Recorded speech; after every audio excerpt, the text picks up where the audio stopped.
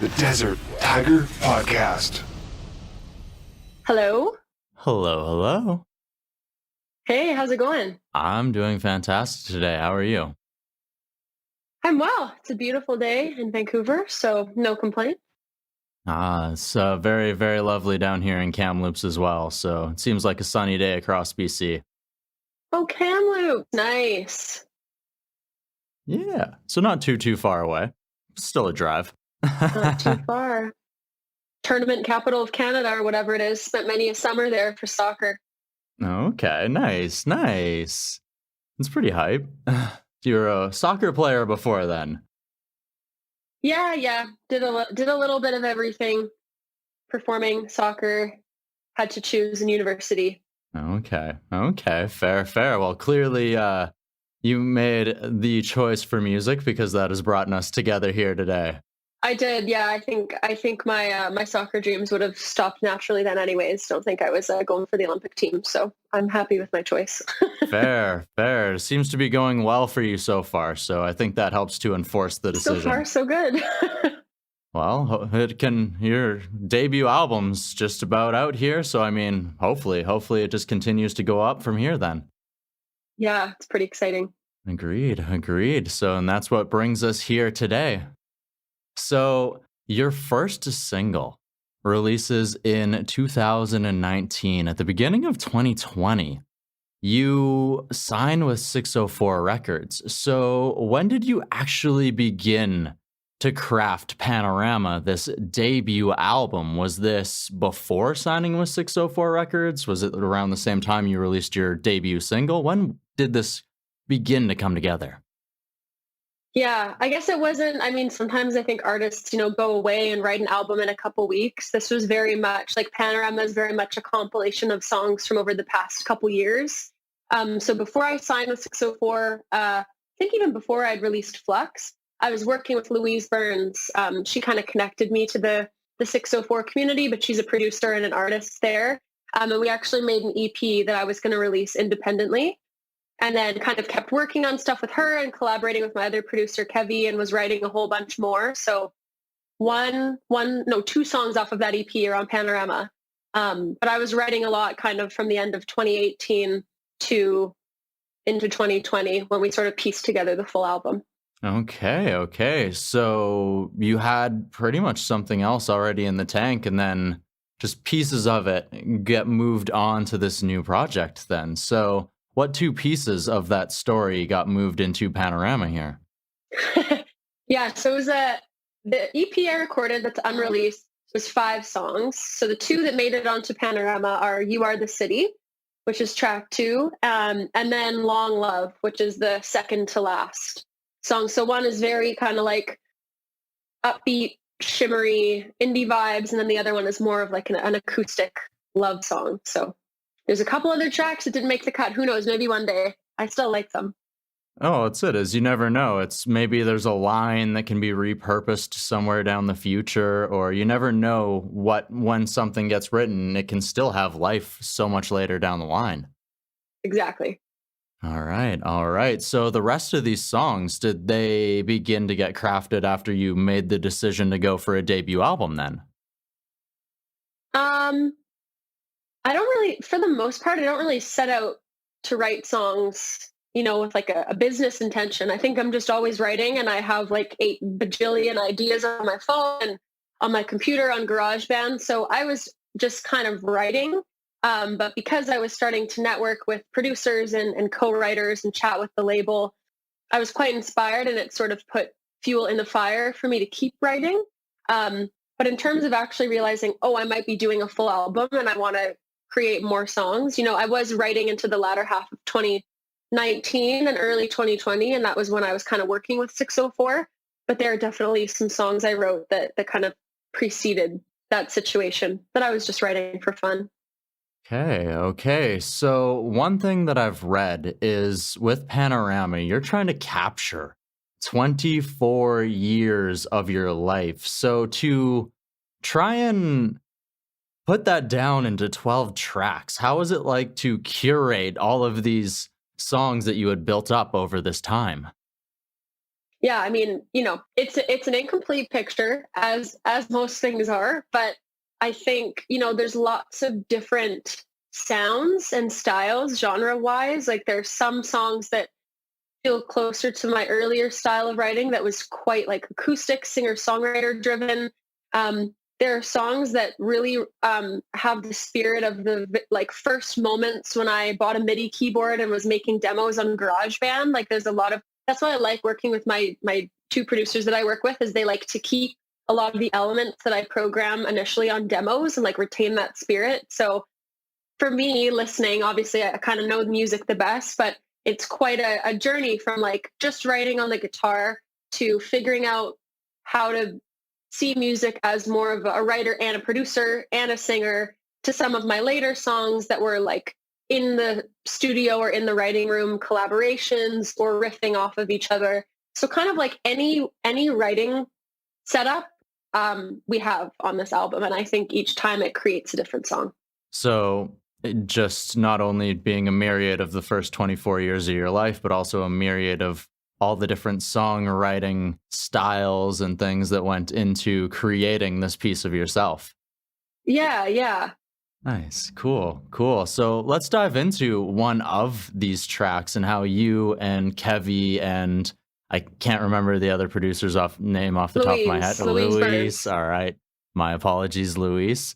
But so let's talk about one of these tracks and how it ended up evolving. Let's take this last single that is released, Too Good to Be Great, a very energetic and fun song, but it seems to be sort of tackling more of a serious idea there. So how do you bring that energy and make it what it is now? Yeah, well, that writing process, I think it's pretty typical of how I write. I was out for a walk and had a lyric idea, and so I came home and I wrote initially the whole song on the guitar, and I actually performed the song a lot acoustically before COVID. So it felt like it could stand its ground as an acoustic song. But then I also put it on GarageBand and was trying to demo it and figure out what it should sound like as a full song. And we ended up using some of the backing tracks that I had created, but there was a lot in terms of like the percussion and the guitar and even some of the chords being minor initially that we ended up changing. So that's why it's so incredible to collaborate is I took that initial idea, like I'd written the majority of the song and the melody was all there, but then I put it in the hands of Kevy and Louise and the three of us are chatting and they kind of figure out alongside me the identity of the song and what it needs. So then I think we were at Kevy's place and we were working on it and he was laying stuff down on Logic.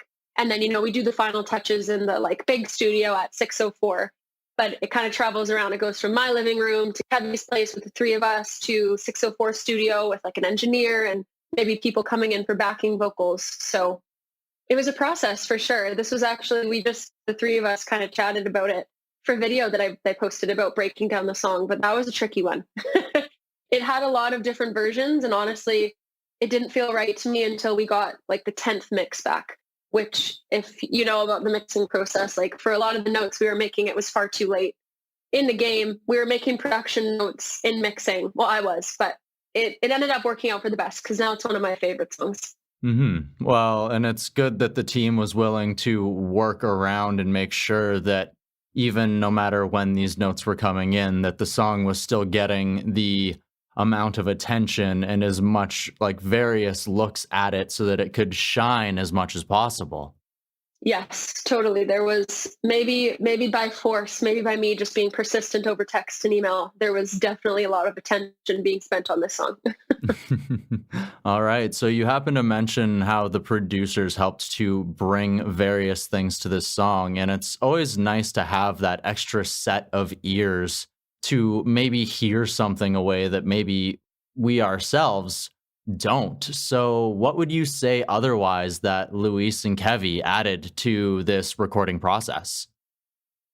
Oh my God. I mean, so much. I think I was trying to figure out an analogy to kind of describe what a producer does to people who aren't in the music industry, because I think the offhanded and I think like just totally incorrect way is like, oh, it's just somebody that turns knobs or like it just couldn't be further from the truth. I feel like they are I guess they're sort of like what an editor is to a story, or like you get the initial words out on the page and then someone is like, okay, here's what's good.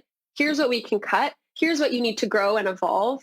Here, like they help pull out the best parts of your idea, and they help you not get so attached to stuff that maybe isn't that interesting. So Louise and Kevy were so incredible to work with, because not only did they do that for each of my songs, which could be anything from like tracking drum and guitar parts, tracking background vocals, to like programming drums, programming synth parts, writing melody for me.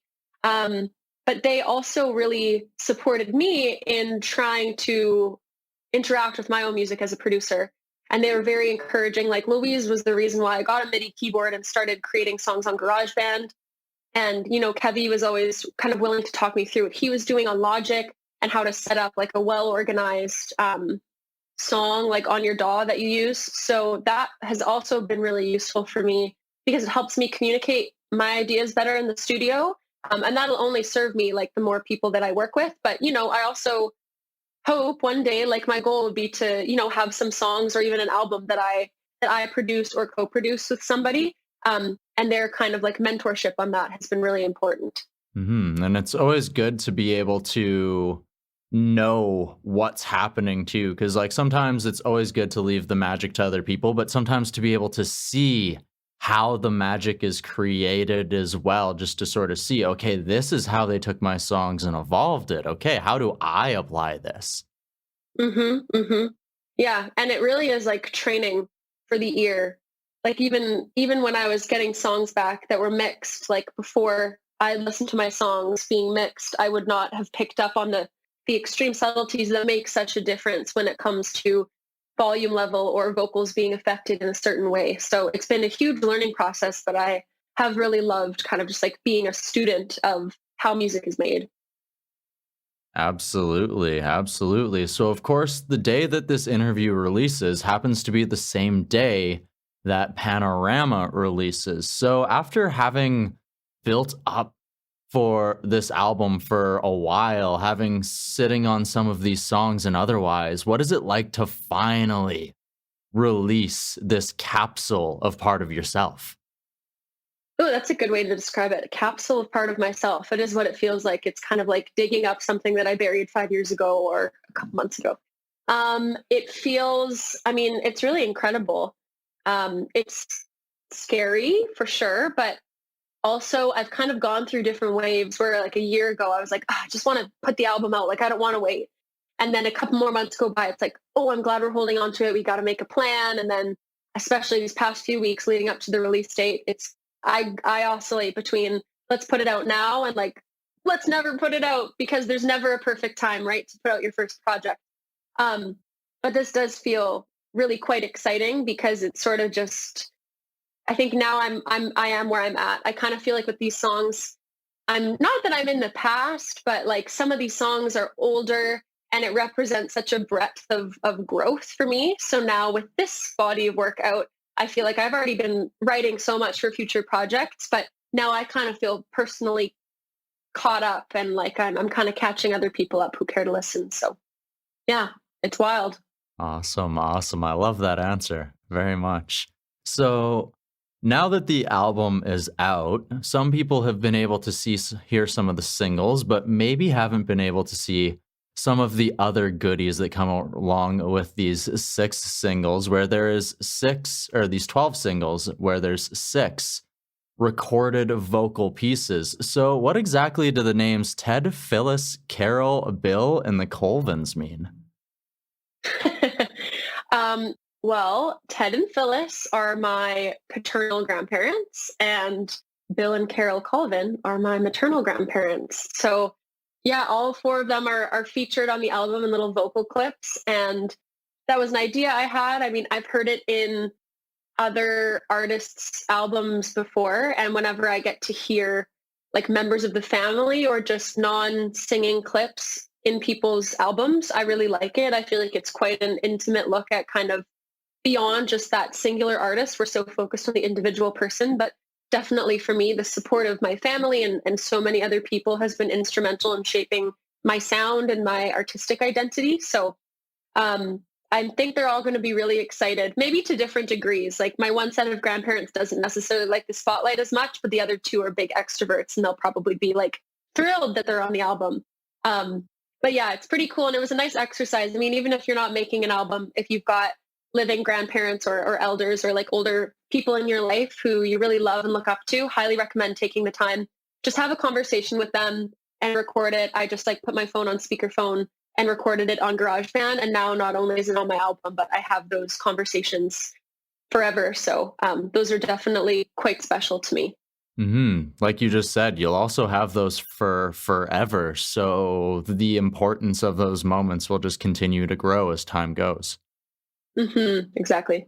Awesome. Awesome. And you mentioned the support of friends and family. And of course, friends and family have also helped you out quite a bit on your music videos, with your sister not only acting, but also doing some makeup in a few of your videos, as well as having the same director for, as far as I can tell, all of your music videos so far. So what has it been like to sort of craft the visual world of Michaela Slinger?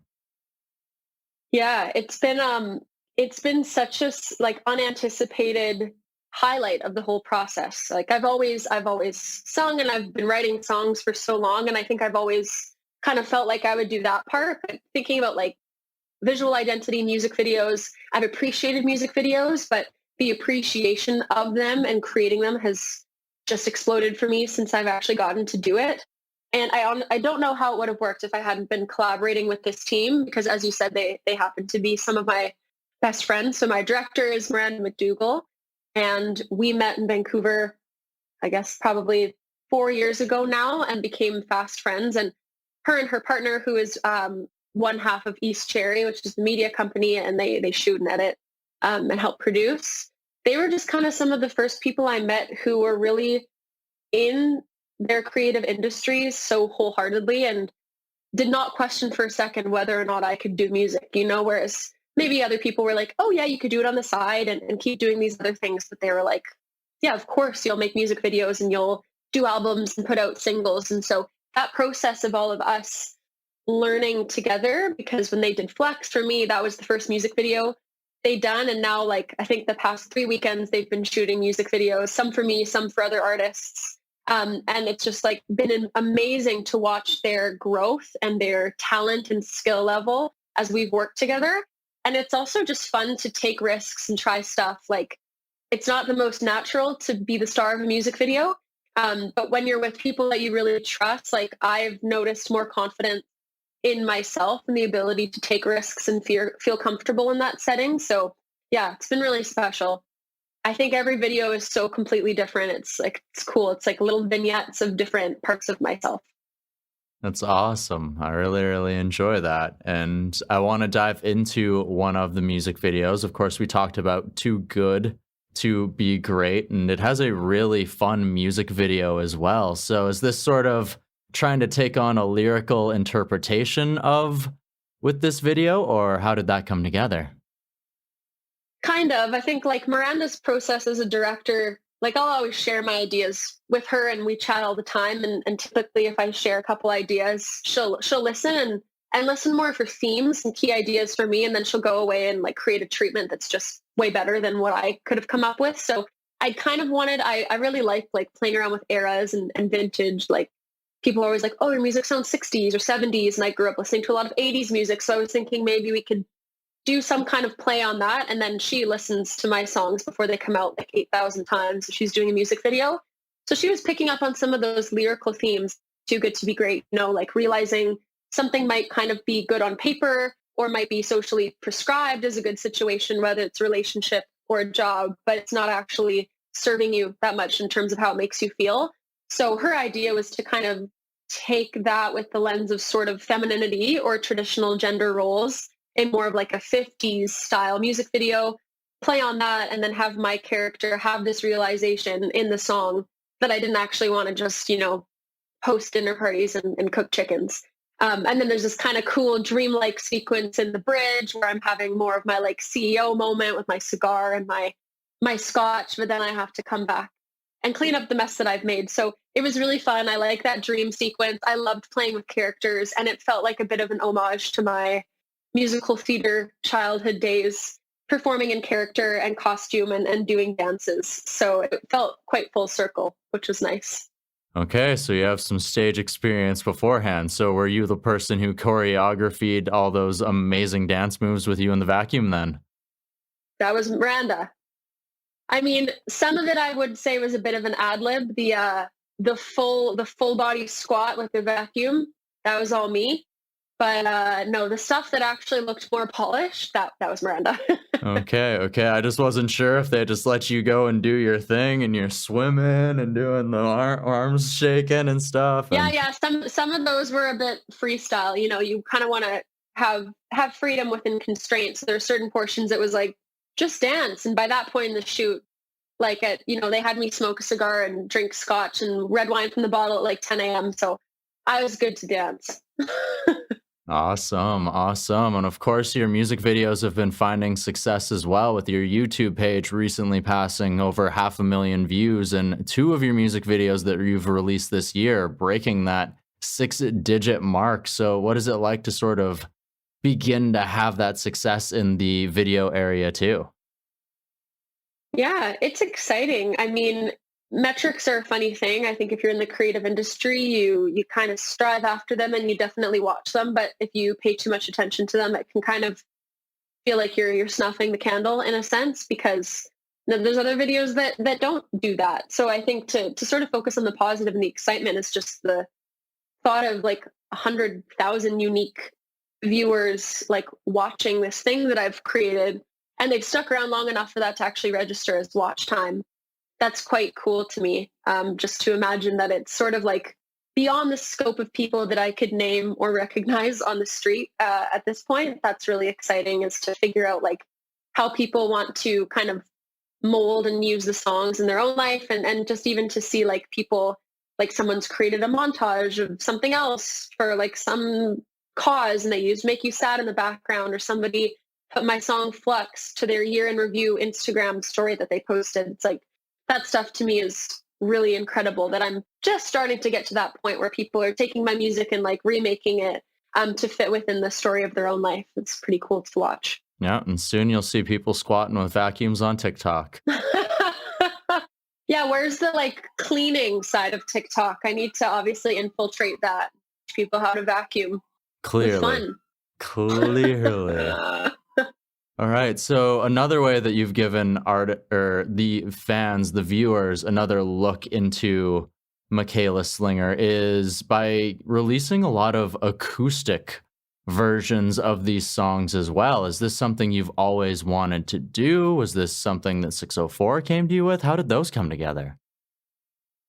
Yeah, I write most of my songs, as I said, kind of acoustically first, typically on the guitar, maybe on the piano. Sometimes I'm like creating the tracks on GarageBand as I'm going, but I think that most of my songs have their own identity as an acoustic song as well as a full track. And to me, that's kind of how it all started. Like growing up, when I would perform for different like benefit concerts or things like that, it often was just me and a microphone. And then when I got older, maybe me and an instrument, but quite stripped back. And I think that's a really important part of my artistry, because my lyrics are like the things that I kind of hold the closest to my chest. And so you just hear the story of the song in a different way when it's acoustic, I think, as opposed to a full track that you might hear on Spotify. So yeah, I love recording those. In a perfect world, I'd be performing them.